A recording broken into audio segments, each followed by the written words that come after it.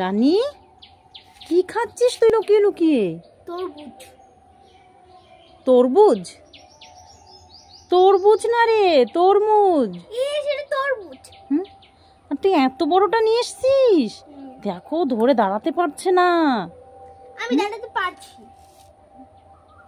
দেখি দেখি দেখি। এই তুই অত বড় খেতে পারবি না, দে আমি কেটে দি। দে না, দে আমি কেটে দি। দে দাও দাও, আমি কেটে দি। দাও দাও দাও। দি, পড়ে যাবে রে, কত বড় একটা নিয়ে এসেছে। আমি কেটে দিচ্ছি, দে দে দে দে। রানী, কি করছিস?